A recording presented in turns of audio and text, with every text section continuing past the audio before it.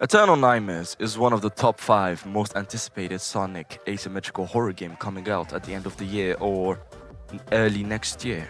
From 3D models to character design, something has caught my eye about this game. To put it frankly, you must know what I'm talking about since you've seen the thumbnail of the video. Lore. For the past few days I was able to deep dive, and what I've seen surprised me. Now let's start this little investigation, as I call it. In the official Discord server, there is 2 channels that focus on the lore of these, being the transmission channel and the decoded files. As the name suggests, one is for clues for us fans to decode and the other one has already been decoded. I would want to focus more on the decoded files today and see what the dev team already showed us. So let's start. The first thing we see after pressing the first link is what's supposed to be a corrupted image of the restoration base located in Green Hill Zone.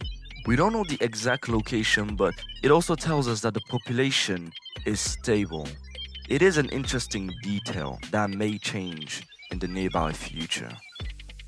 In the second part, we can see some of the survivors and what role they play.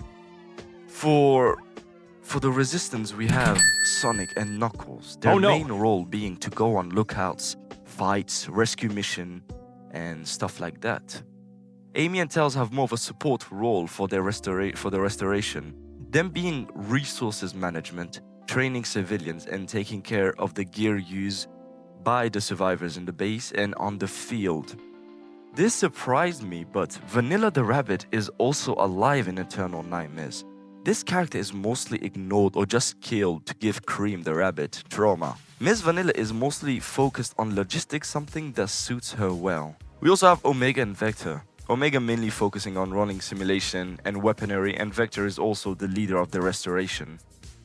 On this last part of the dock, we can see all the other bases around the world that the restoration has contact with. But there's 2 that is in red, and its location being Angel Island, Knuckles' home, and another base, the one of the Diamond Cutters, a mobile base. There's also dates of how long they lost contact with these 2 bases, being 5 and 1 years respectively. It is an interesting detail to know that document number 2. The overview of the dock says, the main operational hub for the restoration, designed with security and self-sufficient as a primary objective. The base consists of 5 levels with access restricted based on personnel clearance. This dock mostly focuses on showing how the base looks like, with all different facilities. Level 0, as you may see, is filled with stuff like the archive, greenhouse, Tails' workshop, and one that caught my attention being Eggman's lair, telling us that Eggman is directly working with Sonic and the others. The only time I've seen something like this was in the Metal Virus AU, where Eggman was desperate enough to work with the other survivors like this. Level 1, 2, 3, and 4 could be summed up as the main living and training area for the restoration resident. Facilities like dorms, cleaning, training room, and more stuff could be seen in there. And the last level is quite simple, but feels really important to say, since you need a L3 clearance required, meaning that not everyone can get in. Composed of 3 main rooms: machine testing room, bio testing room, and a safe room. Survivors, now let's change the shift. The third transmission shows us our first survivor is the blue blur himself, Sonic the Hedgehog.